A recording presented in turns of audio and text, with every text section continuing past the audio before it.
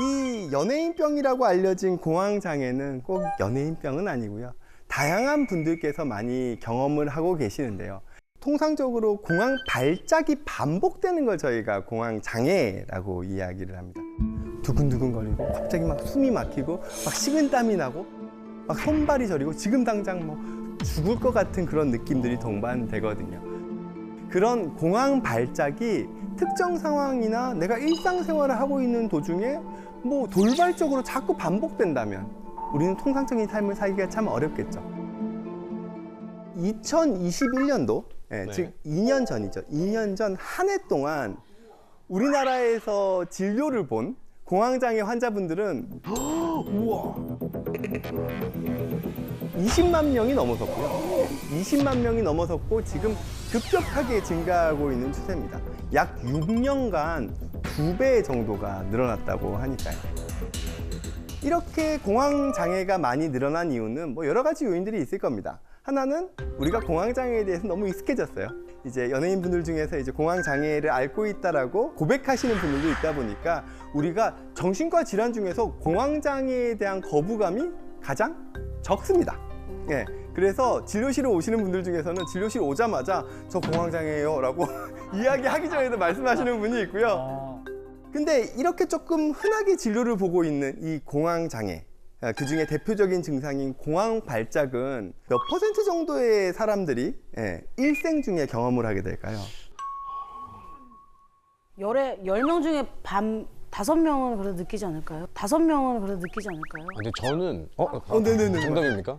아, 정답과 유사할 수 있는데 좀 더 정확한 정답이 이미 나올 수 정답이 있으니까. 나왔는데 제가 들어가는 거는 불안하지 말고 들어가. 지금 공황 올 것 같은데. 유나 씨는 5명이라고 했는데 저는 10명 중에 10명이 다 겪었는데 이 중에 인지를 한 사람과 못한 사람이 있을 거라고. 우와! 100% 정답! 100% 정답! 우와, 정말 100%! 제가 멘트를 적어온 거를 정확하게 다 하셨어요. 그렇습니까? 네. 통계상 잡혀 있는 우리가 공황 발작을 경험할 수 있는 확률은 한 40% 정도라고 이야기를 합니다. 근데 많은 수에서 내가 공황 발작이 있었음에도 불구하고 이게 그때 당시의 컨디션이나 몸의 문제라고 생각하고는 그 다음에는 증상이 안 생기니까 좋아졌다라고 생각하고 그거를 공황 증상이라고 생각을 하네요. 뭐 체했나? 네, 맞아요. 혹은 내 몸이 갑자기 컨디션이 뭐가 안 좋나? 피곤한가? 이런 거죠. 그래서 그런 분들까지 다 합하면은 70%가 넘을 거로 생각을 하고 거의 대부분의 사람들이 일생 중에 한 번 이상은 경험할 거라고 이야기를 합니다. 그렇게 우리가 가지고 있는 공황 발작, 공황 증상은 우리가 이게 공황 증상인가를 잘 모를 정도로 그냥 넘어가 버리는 경우도 많습니다. 실제 저의 경우도 그렇거든요. 저도 공황 발작의 경험이 여러 번 있어요. 실제로 약을 먹은 적도 과거에 있었고요. 근데 제가 가장 처음으로 경험했던 공황 발작은 제가 공황 발작인지 몰랐어요.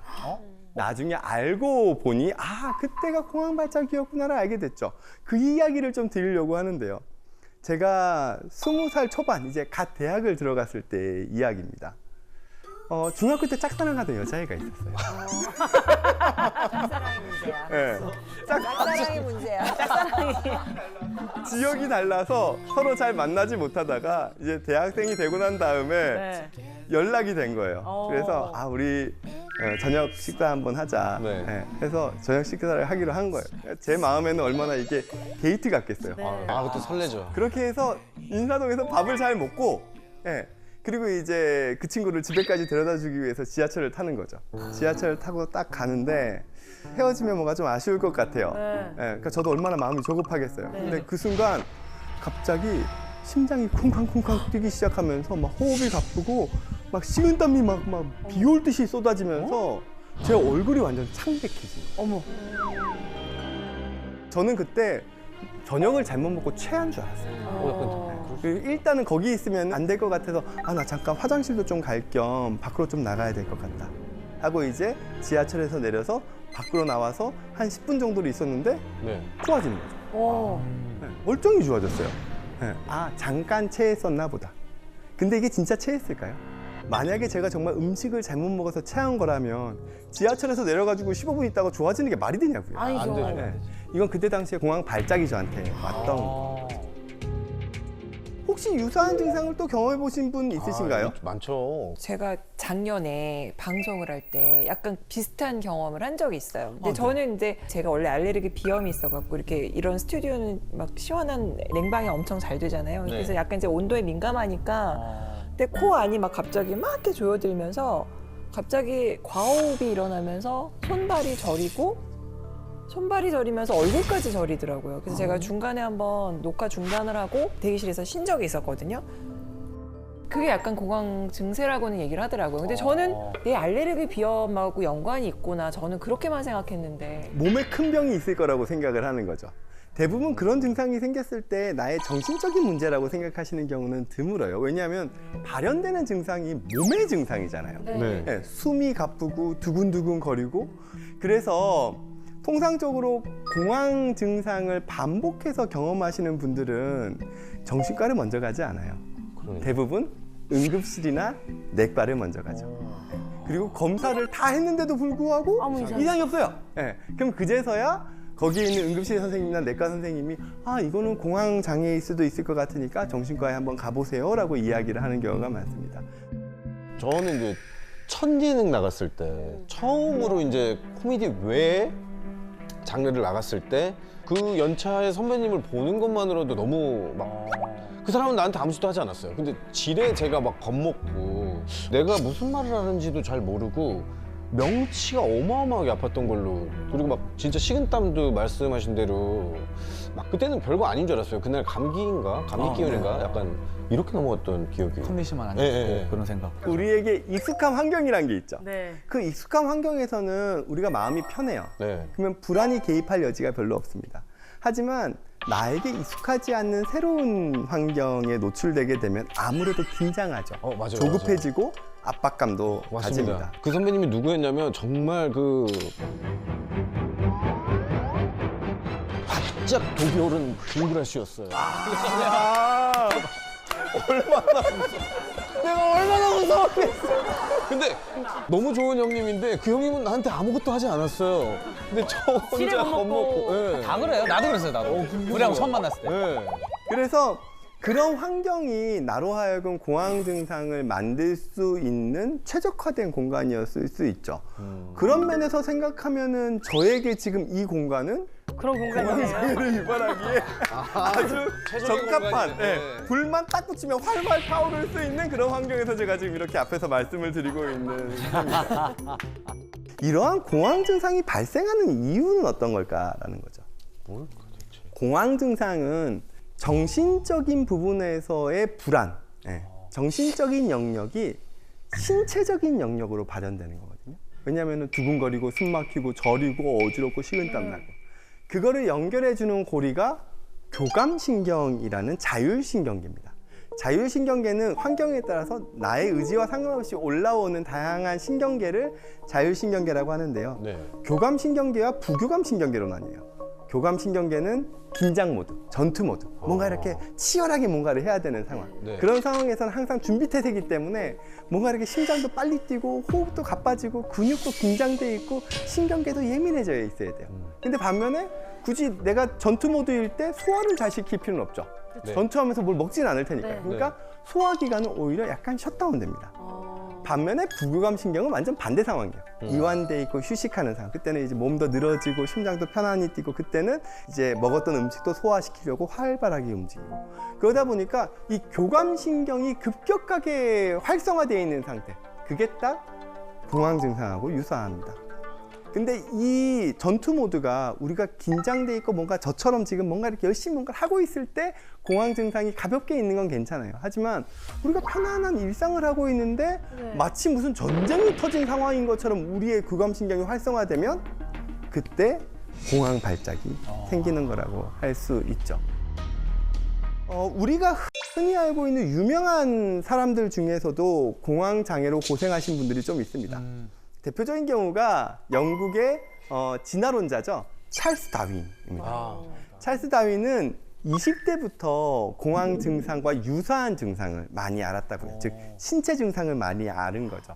20대 때 찰스 다윈이 쓴 기록을 보면 갑자기 심장이 뛰고 땀이 나며 사지가 떨리면서 공포가 시작되었다라는 기록이에요. 그때 당시에 찰스 다윈을 쭉 이렇게 연구했던 다양한 의사들은 찰스 다윈이 다양한 대륙을 돌아다니면서 이제 탐험을 했기 때문에 네. 그 과정에서 전염된 풍토병, 기생충병인 샤기스병이라고 생각을 했었어요. 네. 근데 이러한 신체 증상이라 그러면 병이 일정해야겠죠. 네. 하지만 찰스 다윈의 증상은 좋을 때도 있고 나쁠 때도 있고 좋을 때도 있고 나쁠 때도 있는 거예요. 특히 비그로를 타고 이제 탐험을 나가려 그러면 네. 비그로를 타기 전에 증상이 막 심하게 와요. 긴장해서. 네. 근데 비그로를 타고 나면 또 좋아지는 거예요. 네. 어. 이런 식으로 증상의 악화와 완화가 반복되다 보니까 이러면 이거는 신체적인 병이 아니라 공황장애일 수 있겠다라고 생각을 했죠. 실제로 이것과 관련된 논문은 1997년에 저명한 의학 학술지인 자마라는 학술지의 논문으로 게재가 되기도 합니다.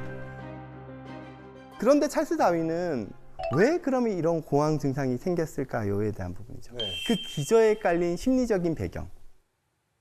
물론 어떤 압박감을 받았을 수는 있겠죠. 비그로를 타기 전에 나 비그로 타고 나와가지고 여러 가지 어려움이 생기면 어떡하지 이런 것도 있겠지만 감정의 그 무의식의 영역에서 올라오는 불안은 이런 게 있었다고 해요.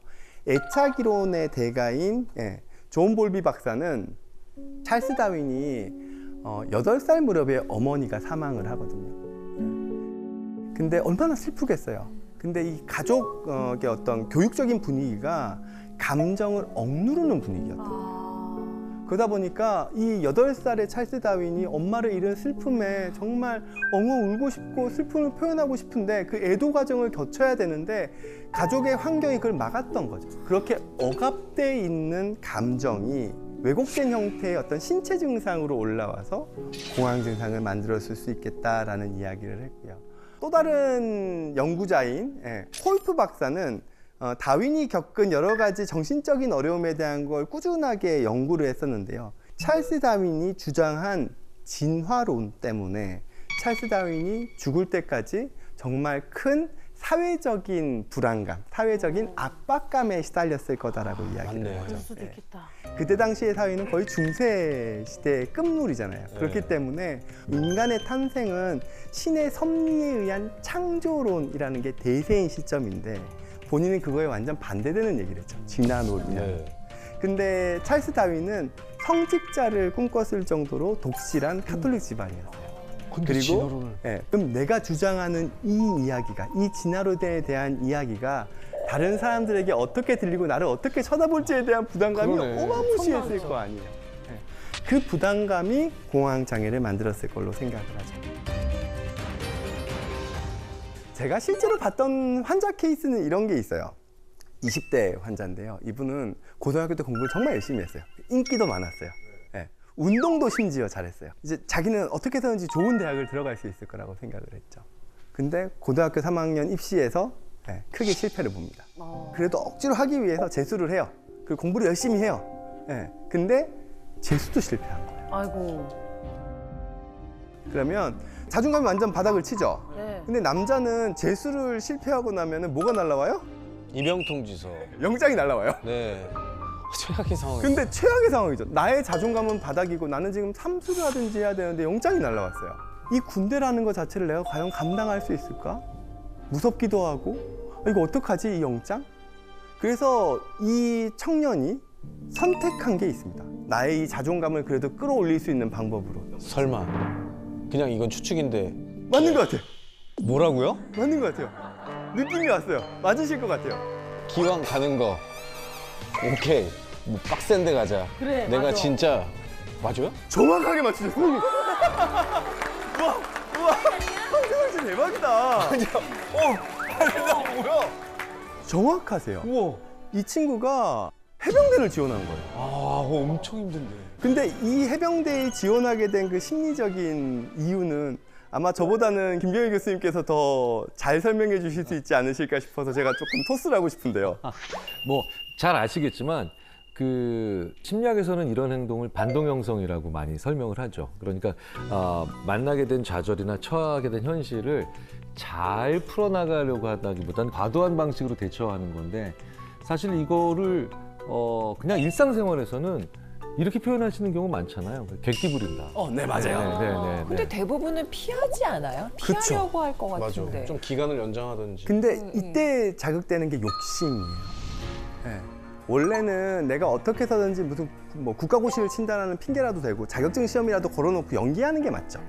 근데 이 사람은 완벽하게 하고 싶은 거예요. 내가 꿀리는 게 싫은 거예요. 약한 모습 보이기 싫으니까 그러면 아예 세게 가자.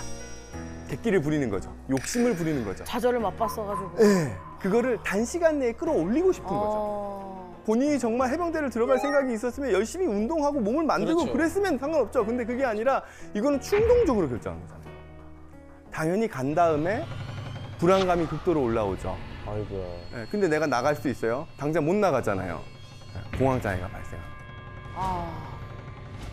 훈련을 딱 하려고 하는데 막 두근두근거리고 막 식은땀 나고 죽을 것 같고 쓰러지고 그래서 몇 번을 의무실을 가기도 하고 군병원을 가기도 했는데 검사했는데 아무런 문제가 없어요. 공황장애는 이런 식으로도 올 수 있는 겁니다. 이렇게 사실 생각을 해보면은 공황장애는 누구나 다 경험할 수 있어요. 우리의 일상생활을 방해할 정도가 된다 그러면 당연히 전문가의 진료를 통해서 정확한 진단이나 치료를 좀 받으셔야겠죠. 진료가 아닌 영역에서 그래도 도움이 될 수 있는 팁을 좀 알려드리자면 첫 번째는 공황을 자극하는 그 환경을 피하려고 하셔야 돼요. 가끔 정말 공황장애랑 맞서 싸우시는 분들이 있어요. 피부 마사지실에 가가지고 이렇게 누워있으면 공황장애가 온다는 거 알아요. 근데 그러면은 내가 피부 마사지를 안 받아야죠. 그렇죠. 근데 나는 나약한 게 싫어. 피부 마사지실에서 이 공황과 맞서 싸우면서 나는 이걸 극복할 거야. 하면은 어떻게 되냐면은 공황 증상이 계속 와요. 갈 때마다 와요. 왜냐하면 내가 불편감으로 기억되잖아요. 이걸 조건화라고 얘기하거든요. 파블로프의 개 실험 보면은 종 딸랑딸랑 흔들면은 밥 주면은 종만 흔들어도 침이 나오는 것처럼 내가 피부 미용실만 가면은 공황장애가 오죠. 아무리 견디려고 해도 와요. 들어가지 않아도요. 그렇기 때문에 내가 피할 수 있는 환경을 피하시는 게 맞아요. 그걸 맞서 싸우시려고 하면 그 증상은 더 악화되세요. 근데 우리가 이런 공황장애를 유발할 수 있는 환경을 다 피할 수 있어요? 못 피해요. 못 피해요. 그럴 때를 위해서 필요한 게 부적이에요. 샤머니즘에 기대는 겁니까? 지금 저 앞에 있는 정신과 의사가 무속이냐? 무당이야? 싶으시겠죠. 이 부적은 정신과 안에서는 필요시약이에요. 내가 증상에 대해서 대처할 수 있는 약.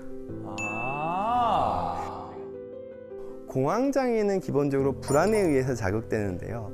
대표적인 불안은 예기 불안이에요.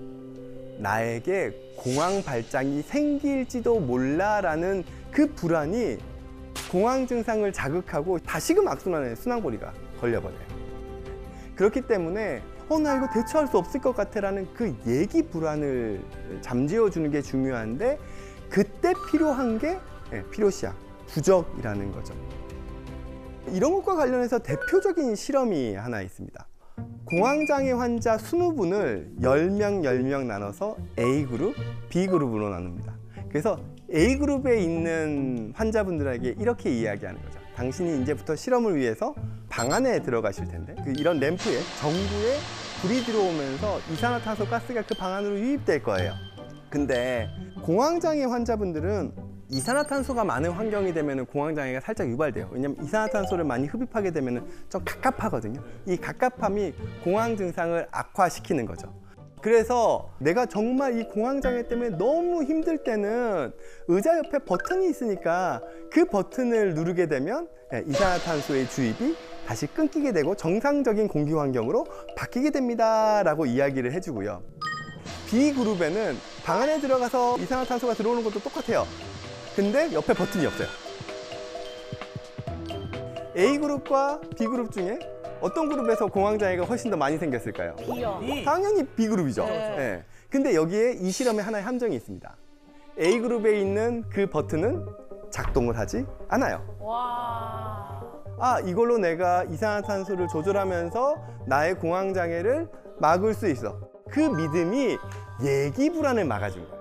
믿는 구석이 하나 있는 거네요. 그러네.